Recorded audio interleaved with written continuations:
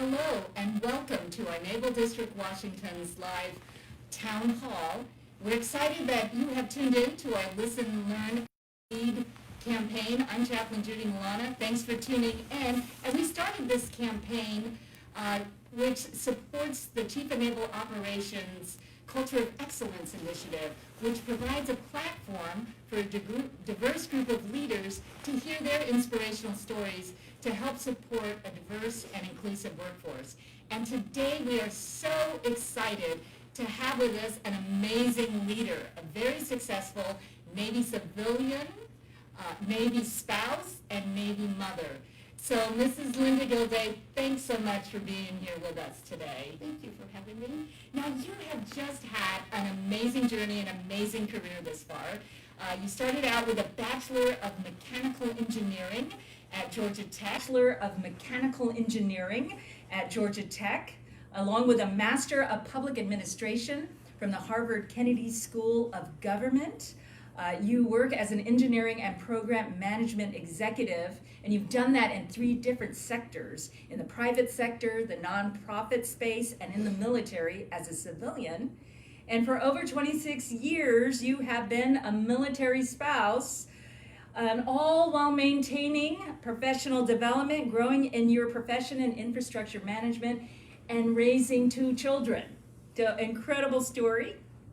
And even during your time as a military spouse, you've taught science and history at the Evans School and program management at the University of California, San Diego. And about 10 years ago, you worked as a highly qualified expert program manager with the Naval Facilities Engineering Command. And over the past 5 years, you've worked with the Assistant Secretary of the Navy in the Energy Installations and Environment Office at the Pentagon. So again, thank you for being here with us. We're just so excited to hear more about your story. Thank you. So with that, could you just tell us a little bit about your background, where you grew up, and maybe what were some of those values you learned early on that helped to inform your decision to choose a career with the Navy? So I'm from the southeast, from Atlanta, Georgia, and grew up with a lot of educational opportunities to learn science and technology, math in particular, and that led me to some summer programs while I was in high school at the National Science Foundation, and where I was able to learn about engineering. And I ended up going to Georgia Tech. And started out in nuclear engineering, just switched to mechanical, but ended up graduating from Georgia Tech, and then started my career with Mobil Oil as a construction engineer, managing service stations, and was moved all around and in developmental assignments in the United States, in Pennsylvania, Texas, Florida, where else? Here. And ended up going up to deciding I wanted to switch from the private sector and move into something more service-oriented, nonprofit. So I got a graduate degree, and that's where Mike and I met at Harvard. And then I ended up coming back to Mobil for a short time, but ended up switching to a consulting firm here locally. And then we got married, and then we've been serving in the Navy. Mostly through his moves, but then I ended up joining the Navy myself after about 10 years in that consulting role. So, yeah, and so you too have taken an oath as a Navy civilian. yes, Taken the oath to serve our country. So thank you for your service there, and just hearing about all the moves and all the exciting things in your career and your education in the STEM field. So what were some things that kept you motivated to reach those goals and to keep going forward? Because sometimes, some folks may feel as a military spouse, maybe I need to sacrifice some things like my own career goals just so we can make service to the Navy work in some way. So what kept you motivated to reach your goals? well, I think I have an independent streak, and I believe strongly in individuals' ability to pursue their own passions, whether it be something crafty, something volunteer, something work-wise, whatever speaks to you as to what your interests are, and I luckily am supported by somebody who believes in the same. And so I think just the knowledge that you can do things, you can keep learning, you can keep trying to reach your goals is something that I learned as a young person growing up in my family setting that allowed me to do the same today. Right, and I think that's so inspirational, just because every military family is different. And as a military spouse, as a career professional, as a mother, sometimes, and I could speak that too, as raising a family in the military, we often think, well, how can I do that? Can I even do this? Is it even possible to manage all these things and reach, your own personal goals, your own dreams, like you said, while you're married and you are supporting the military, but you're able to keep your individual identity and pursue your goals. And that is just a remarkable testimony that it can be done. And so with that, can you just share some of the insights on how you have managed to sort of balance, if you will, all the different hats that you've been wearing? Well, I would say that it's not without a lot of friendships and a lot of support. It's not easy. You end up working through the night a lot. You have to realize there's going to be compromise and sacrifice. If you're doing one thing, you can do it really, really well. If you're doing multiple things, there are some cuts that you have to make along the way in those things. And so you just have to be satisfied that, if you want to do multiple things, you're going to have that opportunity, but it's there for you, and just keep working, be efficient with your time, and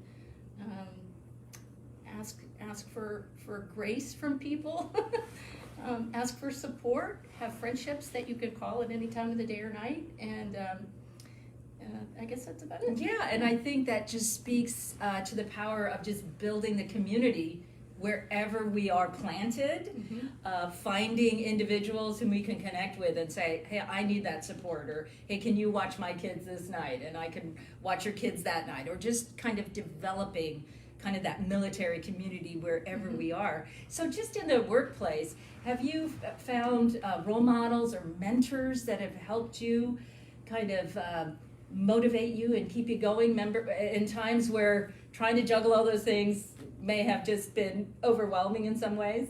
I have, but I must admit I haven't done it as much as I should have. I have a lot of good personal friends, but maybe on the work side I haven't reached out as much as I could have. But we learn as we go, right? Right. I do think the older I get, the more I realize we have so much more in common than we realize.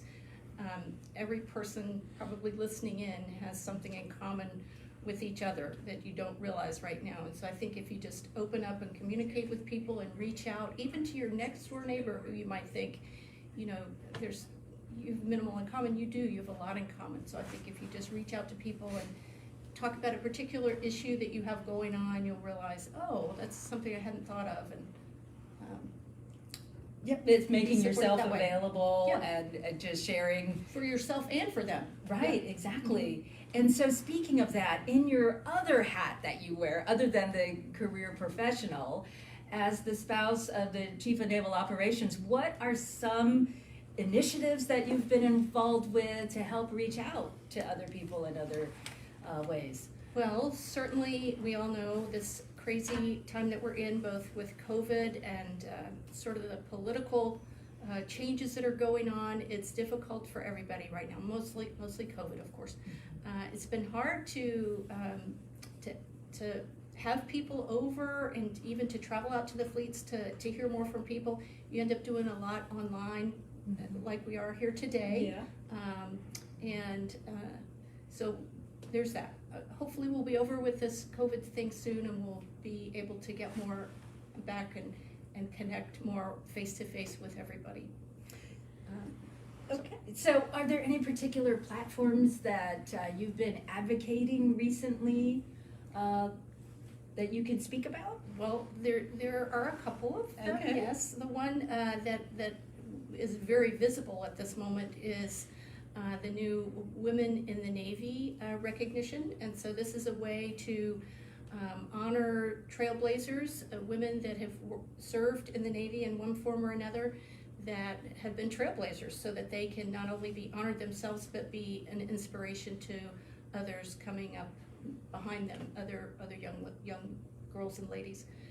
So we have started a compilation of those women and have their little bios, and we're making that available on social media, and hopefully it'll be even something that we are able to put out in the Pentagon in the hallways. We have a little display in our house so that when other naval leaders come over after COVID, that they're able to see and sort of say, oh, I didn't realize she was this. So it'll just be a way to sort of bring that naval service by naval women of all categories to recognition. So Great. that's one. Another one that I'm very much trying to get the data and the websites and try to promote more is just the opportunity for employment for spouses, whether it be something small part-time, start your own business, or work more in the corporate side. I know it's hard. It's really hard to be moving and to not have licensing transfer across states, or even to know where to start if you haven't finished your degree, or childcare is enormous. It's the biggest challenge that there is to a spouse being able to work with a family.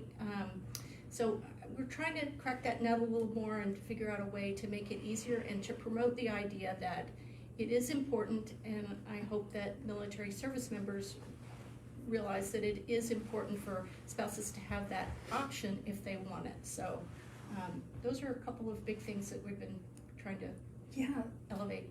Thank you for that, and being an advocate for those important issues. So apart from that, are there any other challenges for military families that you can think of, and what might be some ways to develop resilience in the face of those challenges? Well, I think we military families and spouses, we can write a book on resilience, right? Because if with the moves that are you know, every so often, every community does it differently, but every few months or years, you know, you're always sort of looking toward what's that next move, and that's a challenge for a spouse and a family member.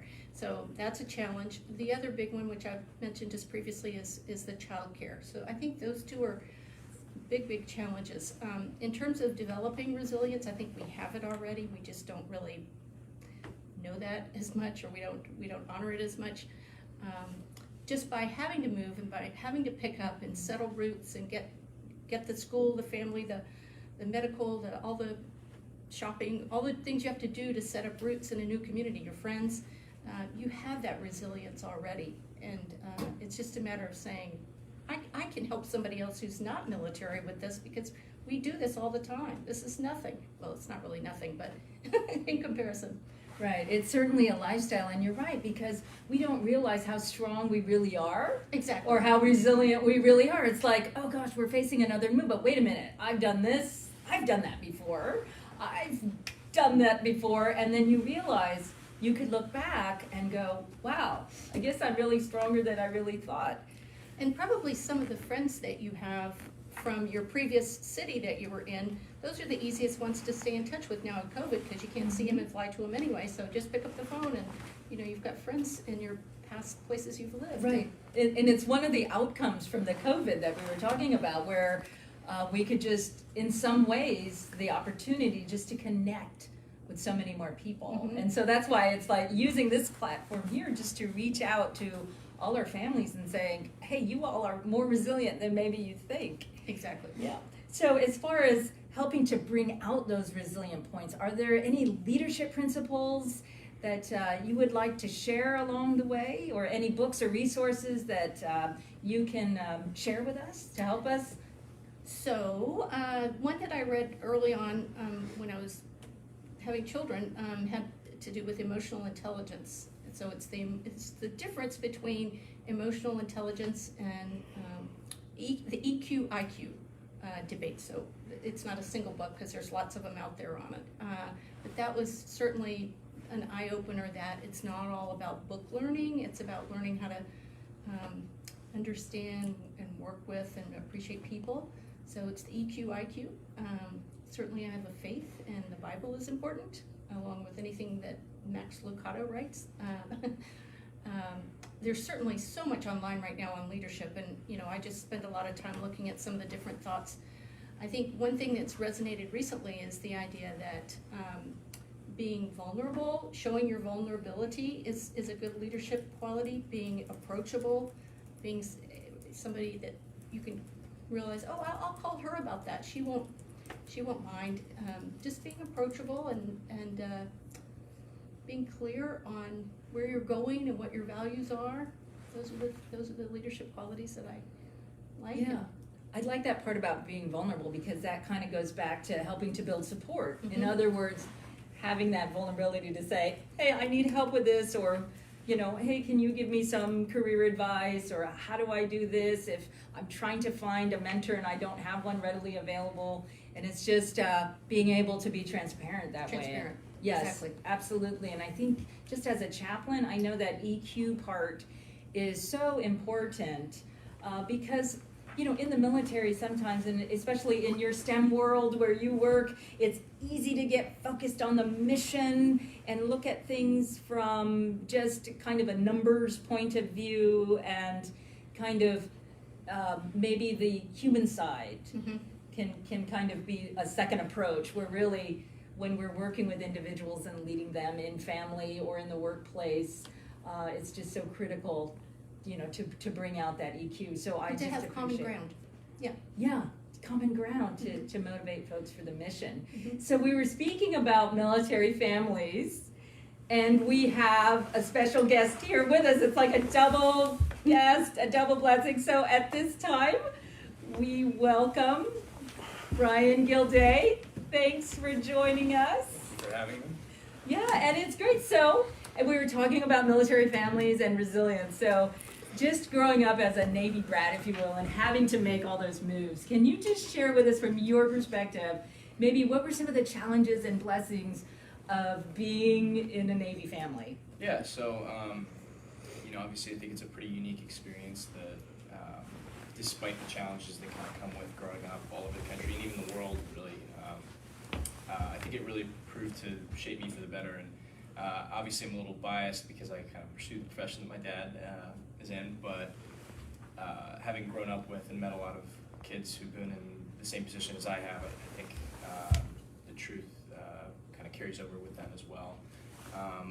Especially with my mom, I think she kind of touched on it earlier, really finding that good balance and being able to really be independent in ways that not a lot of other kids have the capacity to, because obviously when parents are on deployment, whether it's your mom or your dad, you don't always have a two-parent household to have kind of two sides of the fence to give you advice on stuff and help grow you up into a confident young adult. And so you definitely have to learn a little bit of independence.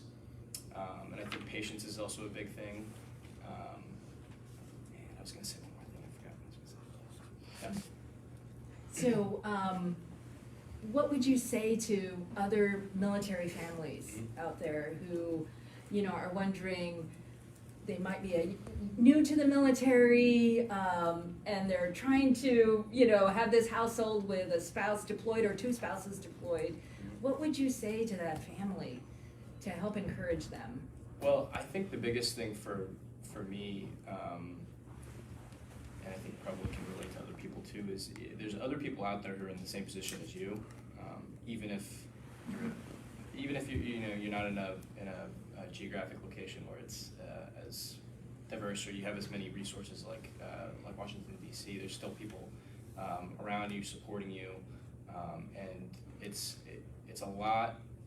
It makes the process a lot easier if you kind of reach out to people, and whether you're making friends or talking to coworkers or even fellow students at your school. I think it makes it a lot less challenging when you have people to both talk to and kind of take your mind off things if you're going through a rough patch where you don't really know what to do and you're kind of letting your thoughts wander a little bit.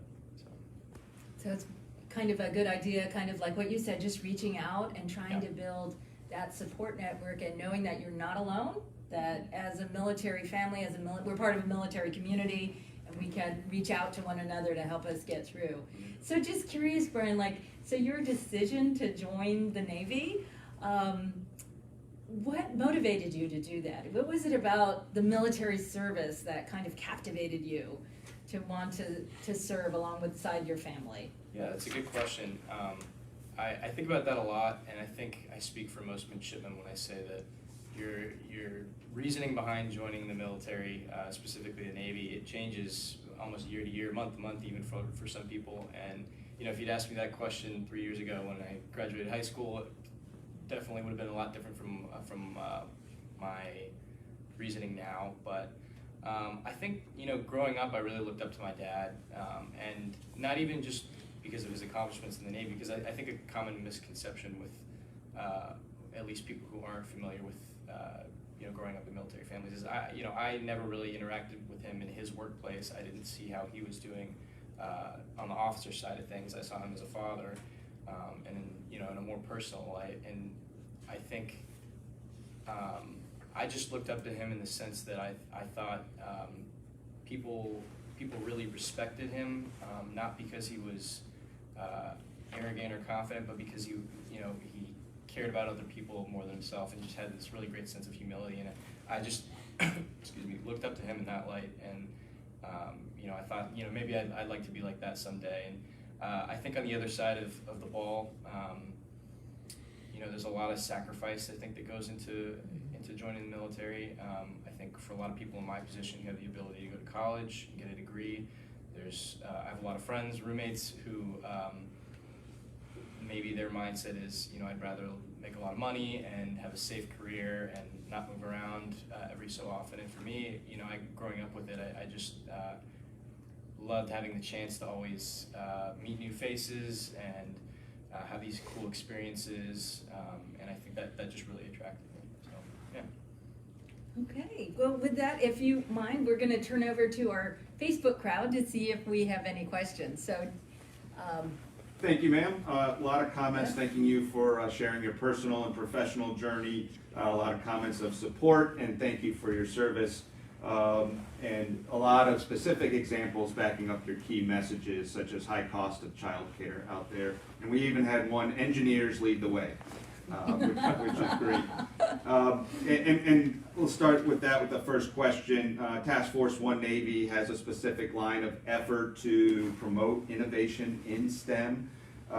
What is the importance of STEM in promoting and recruiting a diverse workforce? And then a second related question, do you recommend being a member of a professional organization such as the Society of Women Engineers or Society of American Military Engineers?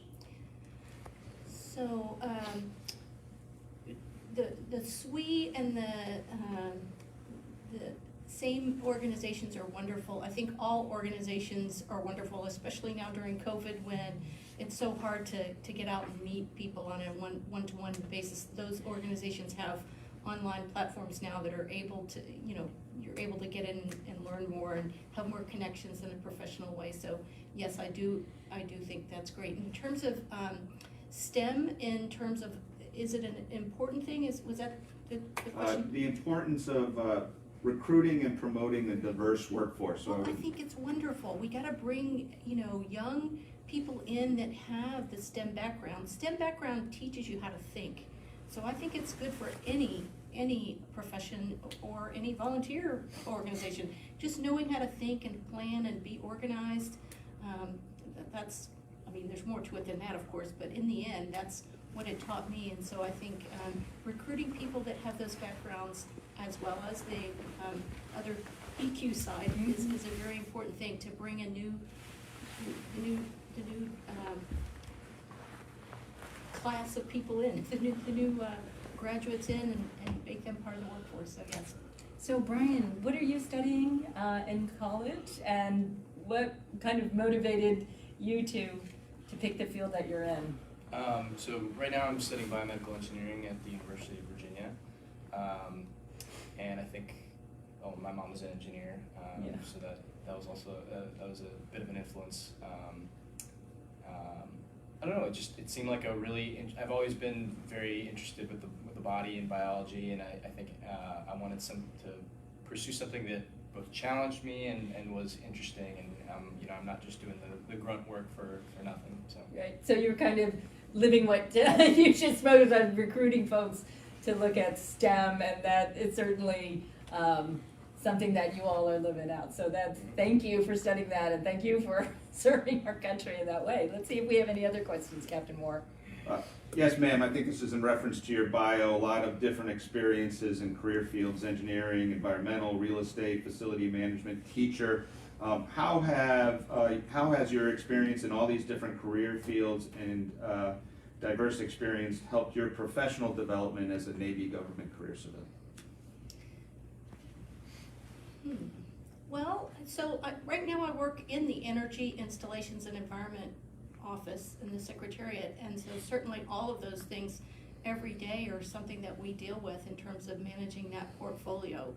I think everybody's experience, whether it's, you know, the ones that I've had or your own, they all build on each other, and as you grow and get older, you realize they're all connected and, you know, good to build on.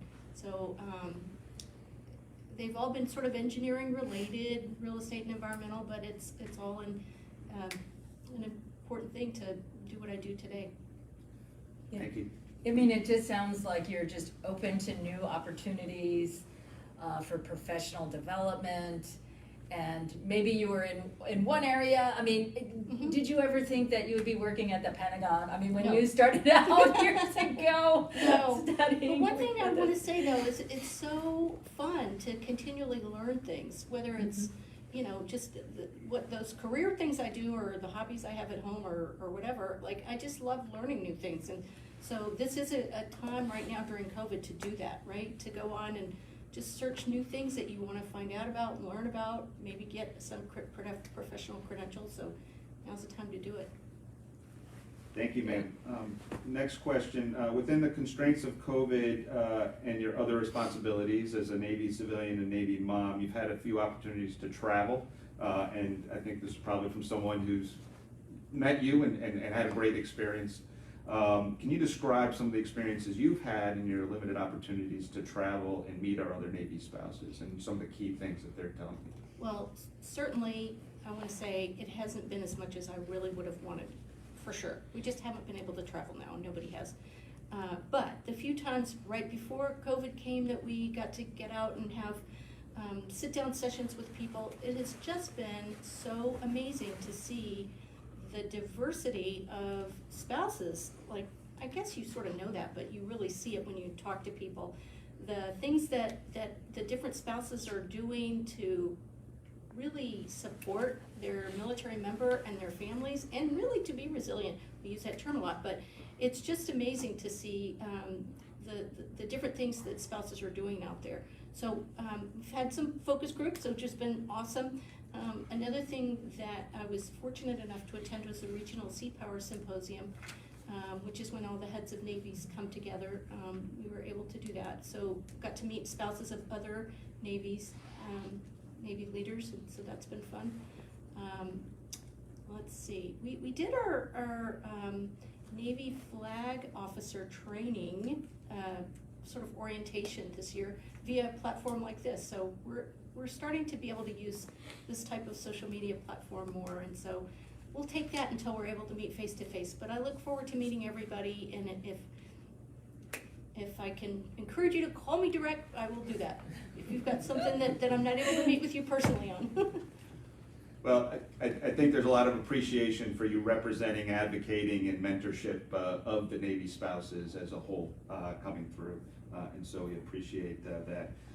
What guidance would you have for a new college graduate interested in starting a career in the Navy, or as a civilian, or in uniform?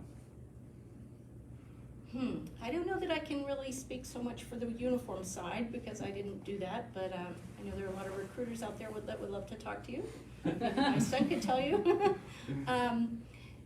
So consider everything. Don't limit yourself to one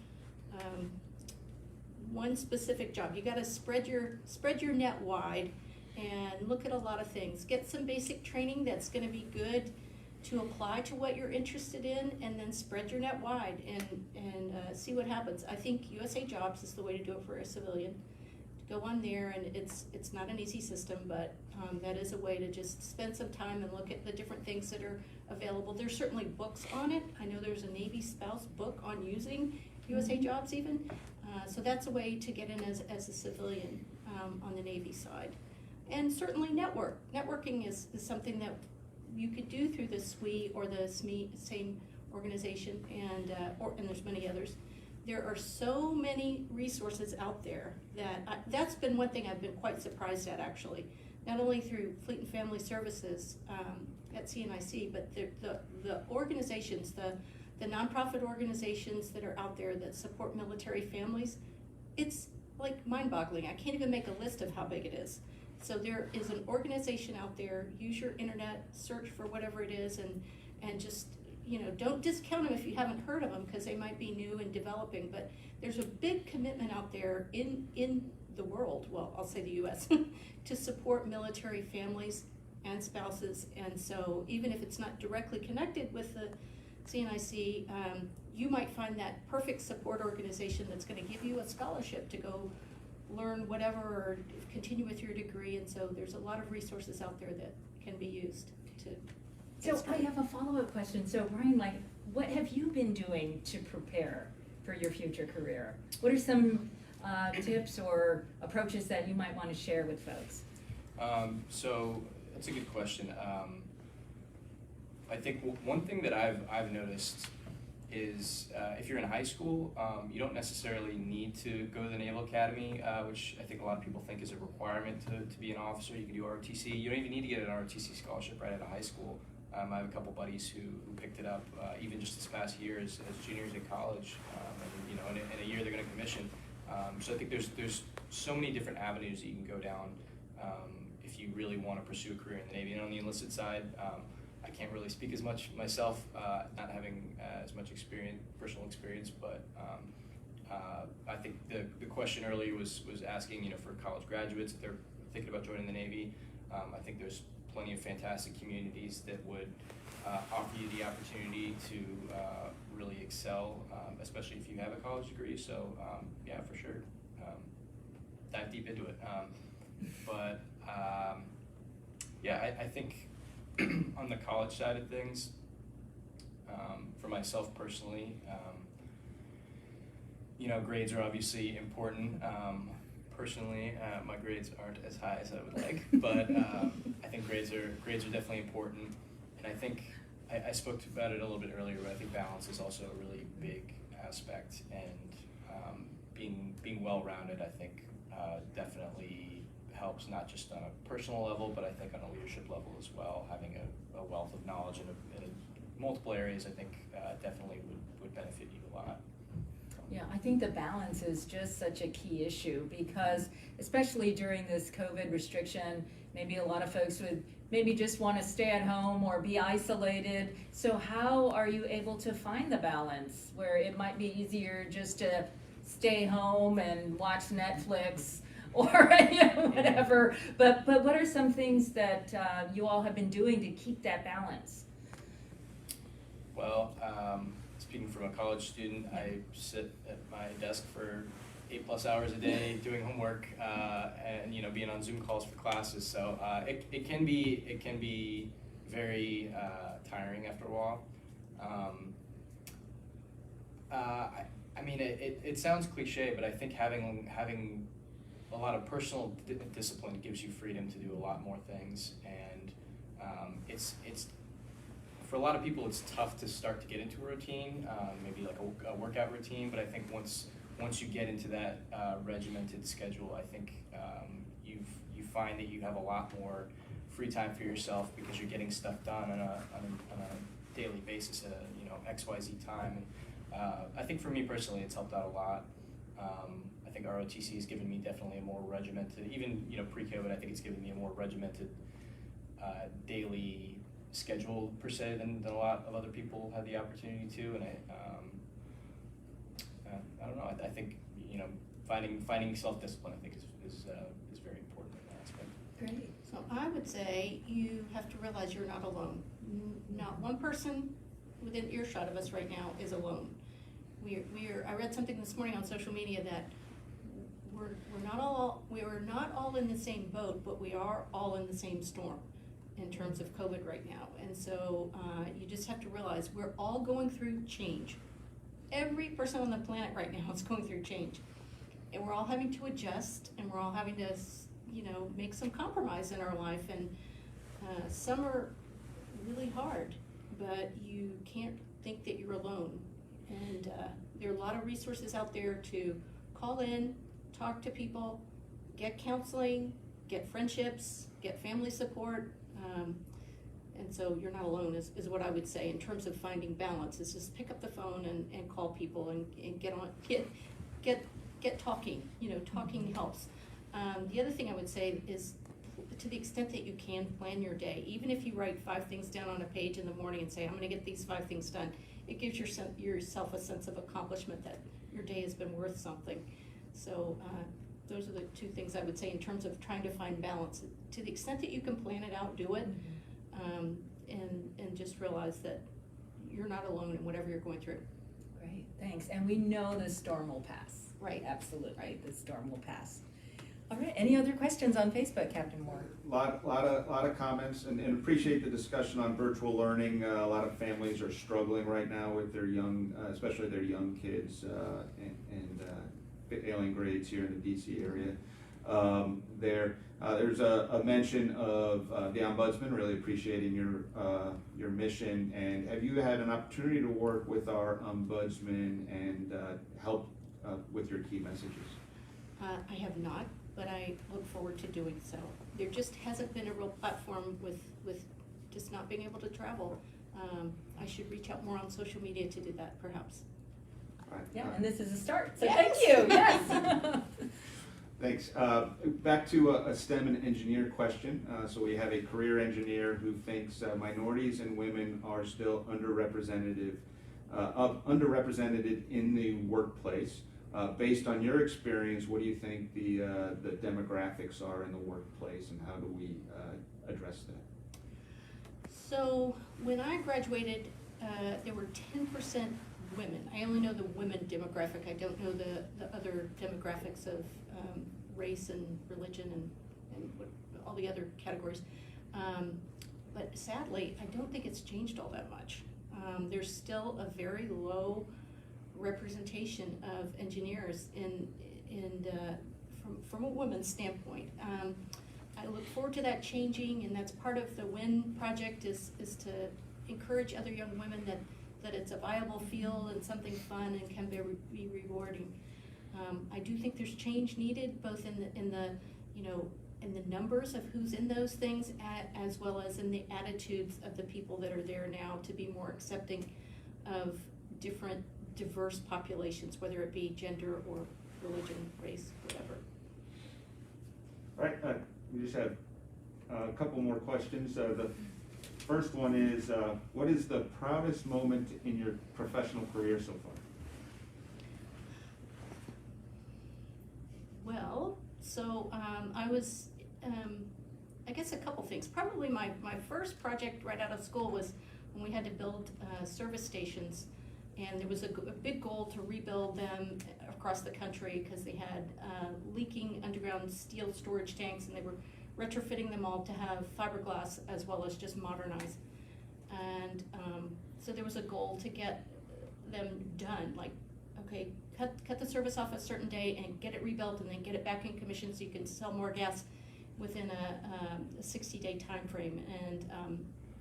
And through good planning and just really realizing that I had to do every last detail of the project correctly to get it done, I achieved a record. And so that was a wonderful accomplishment that I'm very proud of. It was just fun because I was definitely alone as a woman out there. There wasn't a woman on the whole entire my office or the project site, and they're like, oh, is this young one coming out just from college and she's gonna do this, what? And clearly I hadn't done it before, but just was able to be supported by a lot of people in my office to show me the ropes of things and help me do it. So I guess that was one thing I always point to as being something that was fun, that I tried to replicate later on in terms of just working with people and trying to plan things out and do well. Yeah, it sounds like that was a milestone kind It of was a milestone, yeah. career moment where It you was. could say, I can do this right out of college, and Yeah. I had this vision, and we did it, and being a leader and motivating that team with people that didn't look like you, right? And so that's encouraging. Mhm. Yeah, and that probably fueled other successes and other doors of opportunity that opened Mhm. along the way. So thanks for sharing that. Mhm. Okay, did we have one last question? Final one there Okay. is, can you just talk a little bit more about the woman in the Navy room that you and the CNO have created? Well, so the Historical Society has helped us build the first grouping of women that have been trailblazers of one form or another. The first, CO of a carrier, the first woman in the submarines, the first, so it's the first of certain things. But I see it as a way to really not be so much the classic astronaut type big, huge story, but certainly the first woman who, I don't know, had I'm gonna make this up, had twins or triplets, but who has still maintained her career in the Navy. So I see it as a way of just promoting the fact that women are multidimensional and they have a lot of interest and a lot of capabilities, and they can do different things at once. They can have a family, they can move around, they can develop new interests, even new careers. They can start their own business, they can do different things. So I see it as a way to recognize that. And so I look forward to, if anybody has somebody that you want to include as part of this group, to please send it our way to the Public Affairs Office at the Navy or directly to me, and we'll get it posted. It is available now in a multiple formats, but I'm trying to bring it together so that we have one site where you can find all these wonderful accomplished leaders. And so I hope that it ends up being a big inspiration and will be just way bigger than you think. I would bet almost every woman out there can nominate themselves for something, because we've all done amazing things.